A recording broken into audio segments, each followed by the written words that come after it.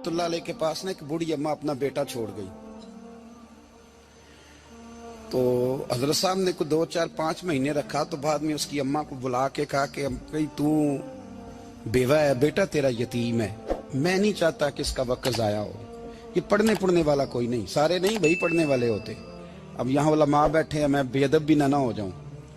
कुछ पूरे 8 साल लगा के भी आ जाते हैं, सनद भी उनके पास होती है। नाराज ना हो जाना, ये तो सब अच्छे लोग हैं। सनद होती है पर पता पुता कोई नहीं होता। ये आला हजरत ने लिखी है बात। सनद होती है, पूरी डिग्री होती है, उस पर कई लोगों के साइन भी होते। तो बहुत सारे तालिब इल्म ऐसे होते हैं जो मदारस में कहते हैं मैं फाजल फलां हूं, लेकिन कोई शय पास। तो मौलाना सरदार अहमद साहब मुहद्दिस आज़म पाकिस्तान रहमतुल्लाह अलैह उस बूढ़ी को कहने लगे तेरा बेटा कुंद देना है, पढ़ना पढ़ाना इसने कुछ भी नहीं, तो यतीम बच्चा है, कल को तो कहेगी कि मेरे बेटे ने वक्त जाया किया तो वापस ले जाओ। बूढ़ी अम्मा रोने लग गई, कहने लगी मैं पढ़ाने तो नहीं लाई थी, मैं तो आपको रब का वली समझती हूँ, मैं तो नौकरी कराने लाई थी। नौकरी। हजरत अनस बिन मालिक कहते हैं मेरी अम्मा भी हुजूर की बारगाह में दे गई थी, हुजूर की बारगाह में। ये नहीं कहा था कि या रसूलल्लाह पढ़ा दें, हाँ हाँ मैं जिम्मेदारी से बात कर रहा हूँ। ये नहीं कहा था हुजूर मुजाहिद बना दें, ये थोड़ी कहा था कि या रसूलल्लाह सल्लल्लाहु तआला अलैहि वसल्लम से मुफस्सिर मुहद्दिस मुहक्किक मुफ्ती बना दें। हजरत अनस की अम्मा कह गई थी सोनिया जब तक ये रहेगा ना आपकी नौकरी करेगा, ये घर के काम काज करेगा, ड्यूटी करेगा, हुजूर ये आपकी नौकरी करेगा। तो मेरे महबूब ने फिर दुआ कर दी, अल्लाह इसे बरकत अता फरमा। तुम समझता है खिदमत वाला खाली रह जाता है? जितना जायका खिदमत वाले को मिलता है, जो उसके नसीब में आता है, वो किसी का नसीब कहां भाई।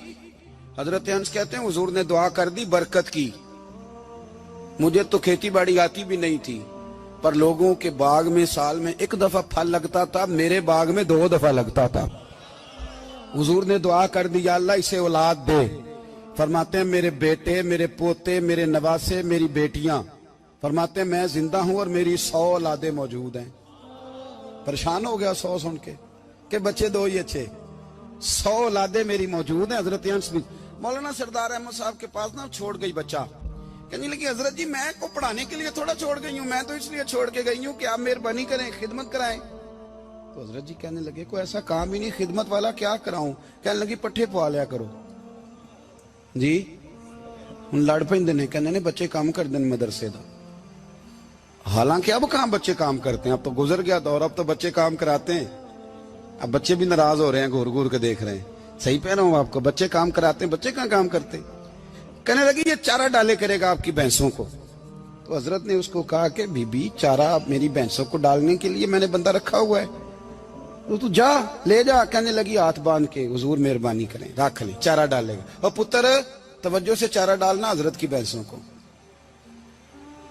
रोने लगी, हजरत ने रख लिया, महीने का खर्चा भी देते। शाम को ना वो सारा दिन काम करता, शाम को आके पैरों में भी बैठ जाता, हजरत जी लाएं तेल थोड़ा सा, पैर ना दबा दूं।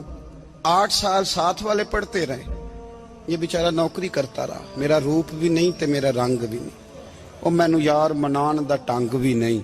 कभी कभी ना हजरत बिलाल हबशी फारग होते ना, तो नबी पाक की बारगाह में अर्ज करते हुजूर कोई काम तो नहीं, सारे हो गए, हुजूर जाऊं जरा, चले जाते।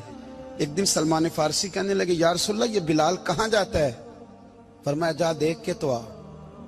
हजरत सलमान वापस आए तो आके रोने लगे, कहने लगे सोनिया जब यहाँ से जाता है ना तो जाके सैयदा फातिमा की चक्की पीसनी शुरू कर देता, बीबी साहबा के काम करने लगता है, घर में जाके असनैन की ड्यूटी करता है, वहां भी काम यहाँ भी काम। वो चारा डालता रहा, उसने चारा डाला। हजरत मुहद्दिस आज़म की भैंसों को दस्तारे फजीलत का वक्त आ गया, सारे पगड़ियां सजा के आ गए, आज दस्तार होगी। ये ना पीछे होके बैठ गया, चूंकि पढ़ा ही नहीं था तो दस्तार काहे की, दस्तार तो उसकी जो पढ़ेगा, हमने तो पढ़ा ही नहीं, हमने तो यार पढ़ा, घर पढ़ा, ड्यूटी करी। हजरत मुहद्दिस आज़म रहमतुल्लाह अलैह के यहाँ जब ऐलान होने लगा ना कि अब दस्तार होगी, तो हजरत ने पहला ऐलान उसका फरमाया। तो मजा वाला बंदा कपड़े भी कदी कदी बदलता है ना, वो कहता है जिस हाल में भी था मैं पलट के देखने लगा कि पढ़ा पढ़ाया तो है, कोई शय नहीं, ये माजरा क्या है। पीछे से उठ के आए, تو کہتے ہیں باقیوں کی دستار کسی عالم نے کی, کسی صوفی نے کی, لیکن یہ بھینسوں کو چارہ ڈالنے والا جب آیا تو محدث اعظم نے فرمایا پگڑی کے بال کو کوئی ہاتھ نہ لگائے, یہ ساری دستار میں نے کرنی ہے.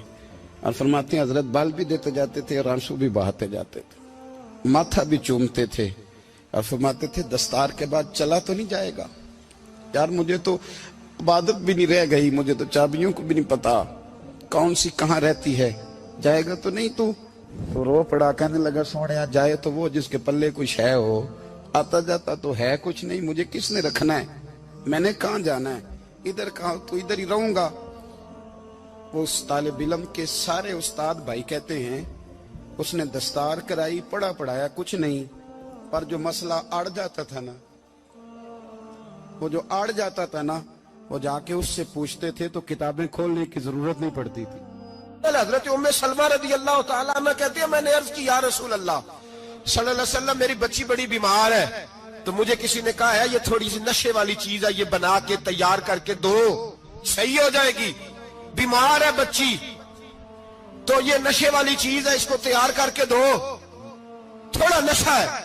اگرچہ بعض, میں نے شروع میں کہا, بعض لوگ مریض کو, سخت مریض کو ایسی ادویات جو مجبوری بن جائے اس کی گنجائش اور اجازت دیتے ہیں. محتاط علماء تو اس میں بھی بہت ساری چیزیں پہلے بیان کرتے, لیکن اس نے کہا جی میرا نشہ دینا ہے شفا کے لیے.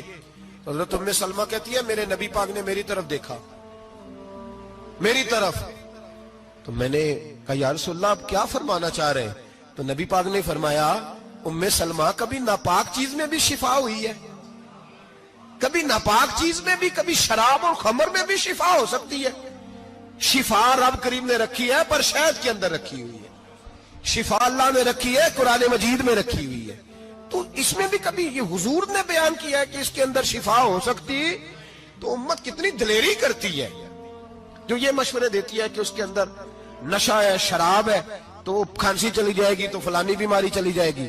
نہ آؤ ان چیزوں پہ, نہ اپنے ایمان کو خرابی دو, اور نہ ایسی باتیں کرو جس سے کہ ڈائریکٹ رسول اللہ صلی اللہ علیہ وسلم کے واضح ارشادات کی مخالفت ہو. میرے نبی پاک صلی اللہ علیہ وسلم نے فرمایا, اور پھر کچھ لوگ کہتے ہیں تھوڑی پی ہے جی.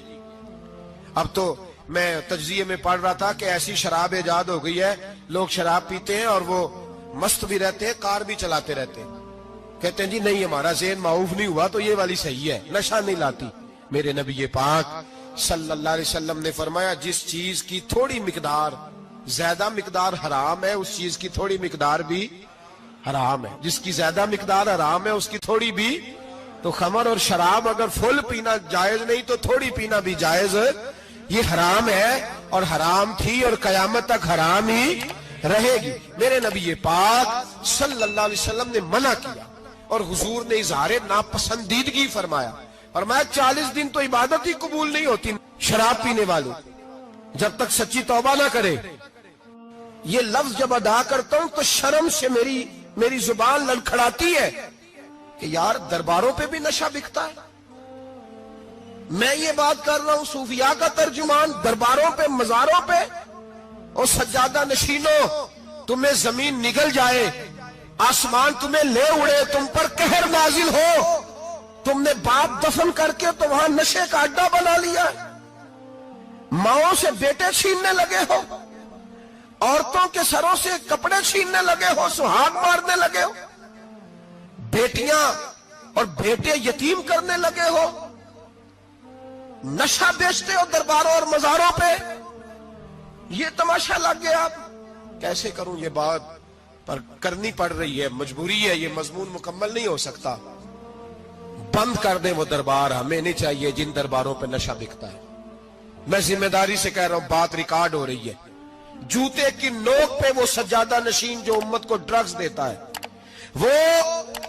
وہ سجادہ نشین کا ڈیرا نہیں, وہ گند کا اڈا ہے, وہاں سے فیض نہیں مل رہا, امت کی تباہی ہو رہی ہے. بتا دو, پھیلا دو, اس کو اعتراض کرنا کرو.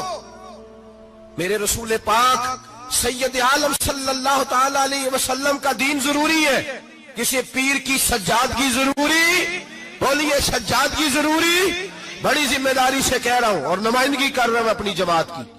نہ ہمارے بزرگوں نے کل اس کی حمایت کی تھی، نہ آج کرتے ہیں، نہ قیامت تک کریں گے۔ بند کر دیں وہ دربار اور مزار۔ بزرگ دنیا میں یہ کام کرنے آئے تھے، اور ہماری سوچ اتنی گر گئی ہے، اتنے ہم کمزور ہو گئے۔ کہتے ہیں جب اس کو چڑھ جاتی ہے تو پھر بڑی معرفت کی باتیں سناتا ہے۔ تجھے شرم نہیں آئی یہ لفظ کہتے ہوئے؟ اب نشئی تجھے معرفت سکھائے گا؟ اب تو شرابی سے، بھنگی چرسی سے دین سیکھے گا؟ کہتے ہیں اس نے پی ہوئی تھی، چڑھی ہوئی تھی، میں بات کر دی تو میرا کام بن گیا۔ اتنی گندی اور میلی سوچ صاحب ایمان کی ہوتی ہے، تو اب نشیوں سے جا کر دعائیں کرائے گا؟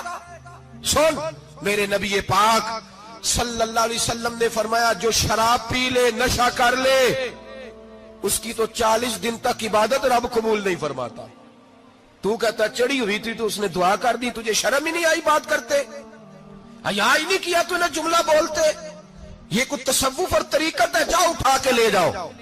ایسی کوئی تصوف اور طریقت ہمیں نہیں چاہیے، ہمیں وہ والی طریقت چاہیے جس میں خدا کے قرآن کی بات ہوتی ہے اور محمد مصطفیٰ کے فرمان کی بات ہوتی ہے صلی اللہ علیہ وسلم۔ تو بھائی یاد رکھو، یہ کوئی طریقہ نہیں۔ ایک مزار ہے، مجھے ایک صاحب کہنے لگے آ جائیں یہاں بھی فاتحہ پڑھیں۔ میں نے کہا یہاں کیا ہے؟ کہنے لگے تھے تو بابا جی نشہ وشا کرتے، پر اب سنا ہے لوگوں کی منتیں بڑی پوری ہوتی ہیں۔ مجھے جذبات بڑے کم آتے ہیں۔ میں نے اس آدمی کو گریبان سے پکڑ لی، میں کہ ادھر ہٹ، وہ تو نشہ کرتا تھا اور تو جاتا تھا، تیری یہ کیسے طاقت ہوئی؟ تو نے مجھے مشورہ دے دیا ہے، تو ہمیں کمزور سمجھتا ہے؟ ہم کمزور ایمان کے لوگ ہیں، اور میں یہاں تجھے کہوں گا نہیں نہیں میں یہاں نہیں جاتا، میں وہاں جاتا ہوں۔ بالکل کوئی لگی لپٹی بات نہیں، کھری بات۔ تصوف وہ، دربار وہ جہاں قرآن پڑھا جائے اور رسول اللہ کی حدیث سکھائی جائے، باقی کوئی مطلب نہیں کسی قسم کا۔ میں داتا صاحب کبھی جاؤں نا جلسہ کرنے کسی کام سے، کسی تقریب میں، تو میں داتا صاحب کے مزار پہ نہیں جاتا۔ میں کہتا ہوں یار یہ یرانہ نہیں کہ بندہ کسی کام آیا تھا تو فاتحہ پڑھ لی، واپس چلو۔ گکھڑ سے سپیشل آئیں گے داتا صاحب کے مزار پہ حاضری دینے، اور میرے سنگی گواہ ہیں کہ میں سپیشل ٹائم نکال کے بہت سارے کام چھوڑ کے سپیشل جاتا ہوں، اور میں مراد ماننے نہیں جاتا، میں داتا صاحب کا شکریہ ادا کر دے جاتا ہوں۔ میں ان سے کہتا ہوں حضور آپ کی مہربانی، آپ یہاں آئے تو ہمارے بڑے بھی رسول اللہ کے غلام بن گئے۔ میں تو سلام عقیدت پیش کرنے جاتا ہوں، ہم مزارات پر جانے کے قائل نہیں، بلکہ ہماری تو عقیدت کا درجہ ہی مکمل نہیں ہوتا جب تک ہم مزار پہ سلام نہ کریں۔ پر مزار داتا صاحب کا، مزار خواجہ معین الدین اجمیری کا، مزار غوث اعظم جیلانی کا، مزار محدث اعظم مولانا سردار احمد کا، مزار اولیاء کا، مزار میاں شیر محمد شرک پوری کا، مزار رب کریم کے بندوں کا۔ بھنگیوں چرسیوں کے مزار نہیں ہوتے، اور نام ان مزارات کے قائل ہیں، بالکل قائل نہیں ہم۔ میں تھوڑے دن پہلے لاہور گیا تھا، تو میں کار میں میاں صاحب میاں شیر محمد شرک پوری کا ذکر کر رہا تھا۔ میں اپنے دوستوں سے کہہ رہا تھا یار بہت بڑا بابا ہوا ہے، تو مجھے کہنے لگی کرامت کیا ہے؟ میں نے کرامت یہ ہے کہ ساری زندگی سنت کا درس دیا ہے۔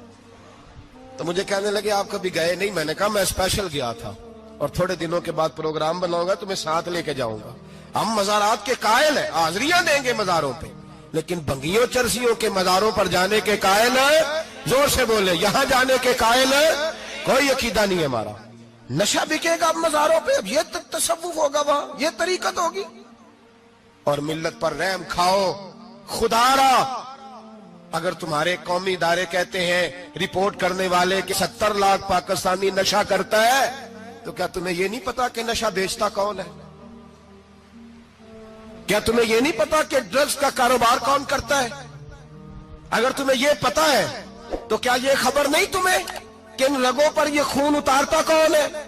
میں اپنے بزرگوں سے معذرت کے ساتھ، نشے کا آغاز، ناراض تو نہیں ہو جائیں گے بزرگ، نوجوانوں کو میں لتاڑ لیتا ہوں لیکن بزرگوں کی عزت کرنا سنت ہے، تو میں بزرگوں سے معذرت کے ساتھ، یہ یوں سمجھ لیے خوگرے حمد سے تھوڑا سا گلا بھی سن لے۔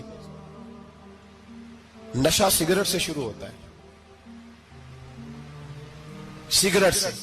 میں تمباکو کو حرام نہیں کہتا، یہ فتویٰ نہیں دے رہا۔ تمباکو کا حکم وہی ہے جو مولی کا ہے، جو کچے پیاز اور لہسن کا ہے، کہ آپ جب کھا لیتے ہیں تو منہ سے بدبو آتی ہے، تو آپ مسجد میں آئیں تو آنے سے پہلے مسواک کریں، منہ صاف کریں، پھر آپ آ جائیں۔ تو جائز ہے، مکروہ ہے لیکن حرام۔ لیکن تمباکو سے آگے جب حالات بڑھتے ہیں، تجزیہ نگاروں نے لکھا ہے کہ ہمارے پنجاب کے کچھ علاقوں میں اب سگریٹ سے نکال کے نا، پہلے بھی بھرتے تھے لوگ اس میں بڑا کچھ، اب پتہ ہے کہ نیا نشہ ایجاد کیا ہے، اب اس کے اندر چرس بھی بھرتے ہیں اور چھپکلی کو مار کے سکھا کے خشک کر کے اس کو پیس کے وہ ساتھ نشے کے ملاتے ہیں، اور اس کا حال یہ ہوتا ہے کہ آدمی کو زیادہ نشہ ہوتا ہے، اور کہتے ہیں وہ اتنا گند ہے کہ وہ آدمی کسی کو دانت بھی لگائے گا تو وہ بندہ بھی بیمار ہو جائے گا۔ کیا یہاں لوگ اسپرٹ نہیں پیتے آپ کے ملک میں؟ اور ہم کبھی سڑک پہ جاتے ہیں تو نشئی کو دیکھ کے مذاق کرتے ہیں، دیکھنا میں ہارن لگاؤں گا تو گاڑی کے ہارن سے گر جائے گا، لیکن تجھے پتا نہیں کہ یہ کسی ماں کا بیٹا ہے، پتا نہیں کسی بیوی کا شوہر ہے۔ ایک ہمارے دوست ہیں، بزرگ ہیں، ان کا داماد فوت ہو گیا، نشہ کرتا تھا، تو میں تعزیت کرنے ان کے گھر پہنچا تو کھڑے ہو گئے ہاتھ باندھ کے، کہنے لگے حضرت صاحب باقی ساریاں گلاں چھڑ دیو، صرف نشے تے تقریر کریا کرو۔ وہ جب جیتا تھا تو تب بھی اس کے بچے یتیم ہی تھے، یتیم ہی تھے۔ میری بیٹی جب میرے گھر آتی تھی اور میں اپنے پوتوں کے اتنے کپڑے اسے پہننے کو دیتا تھا تو میرا کلیجہ پھٹتا تھا، اور میری بیٹی اس کی زندگی میں بھی بیوہ کی زندگی گزار رہی تھی، وہ میری بہوؤں کے اترے ہوئے کپڑے پہنتی تھی، کوئی دعا کرو، کوئی جلسے کرو، یہ لت ختم ہو جائے۔ اور کہنے لگا اب میرے وہ چلا تو گیا ہے، دادا دادی اس کے پہلے کوئی نہیں، چچا ہے کوئی نہیں، جب تک تو میں زندہ ہوں ان نواسوں کو کوئی روٹی کا لقمہ، کوئی کپڑا مل جائے گا، لیکن سوچتا ہوں میں بوڑھا ہوں، مر گیا تو ان کو کوئی پوچھے گا بھی نہیں، کون ان کی خبر۔ اتنا ظلم اس قوم سے، اتنی زیادتی، اور آرام سے لکھ کر لوگ گزر گئے کہ یہ 70 لاکھ ہے، ان کا درد تو سمجھو، تکلیف تو سمجھو۔ 7 فٹ کا سونا جوان اور نشے کا عادی ہے تو کسی نالی میں پڑا ہوا ہے۔ اور میں نے کہا اس قوم کے ساتھ اس سے بڑا بھیانک مذاق کیا ہوگا؟ کوئی دانشور تھا بڑا ظالم، اس ظالم سے کوئی مشورہ لینے آیا، اس نے آ کے کہا تو بڑا ظالم ہے، بڑے کڑوے مشورے دیتا ہے، میرا ایک دشمن ہے، میں اس سے بدلہ لینا چاہتا ہوں، میرا دل کرتا ہے اس کا بچہ قتل کر دوں تاکہ وہ تڑپے۔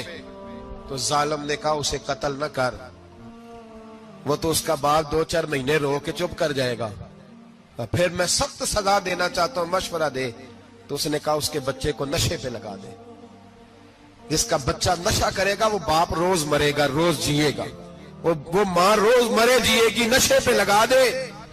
اس قوم کے ساتھ سب سے بڑا ظلم یہ ہوا کہ ملت کا جوان نشے پہ لگ گیا، ڈرگز پہ لگ گیا، اتنے تباہ حالات ہوئے کہ جوان چڑھتی جوانیاں، اماں نے کتاب دے کے بھیجا تھا، اور کالج سے واپس آئے تو نشے کے ٹیکے ہاتھوں میں پکڑے ہوئے، ٹیکے۔ اور آپ کے اس ملک کے اسلام آباد میں ایک دن میڈیا نے وہ خبر بھی وائرل کی اور وہ چیز بھی دکھائی لوگوں کو، 3 مہینے کا بچہ لے کے نشئی سڑک پہ آ گیا، اس نے کہا میرا نشہ ختم ہو گیا، میرا بچہ خرید لو، 2 پڑیاں دے دو۔ تو وہاں بیبیاں جو سن رہی تھی وہ بھی چیخیں مار کے رو رہی تھی۔ یہ ظلم کیا اس قوم کے ساتھ، اور کرپشن کی لعنت نے اجازت دی سپلائی کرنے والوں کو کہ گلی گلی بیچے، گلی گلی۔ انہوں نے کچھ تھوڑا ظلم نہیں کیا ان حکمرانوں نے، اور ہماری اپوزیشن اس کو نہ صرف اتنا پتا ہے کہ یہ جائیں اور ہم آئیں، اس سے زیادہ کوئی غرض نہیں۔ بھائی کرپشن کے خلاف نکلے ہو تم، نشے کے خلاف کس دن نکلو گے؟ جوئے کے خلاف کس دن؟ قوم تو مر رہی ہے نشے سے، اس کے خلاف میدان میں کب آؤ گے؟ صرف اتنا ہے کہ یہ جائیں اور ہماری باری آئے، اس سے زیادہ کچھ نہیں۔ جتنے مجرم وہ ہیں اتنے ہی تم بنتے جاؤ۔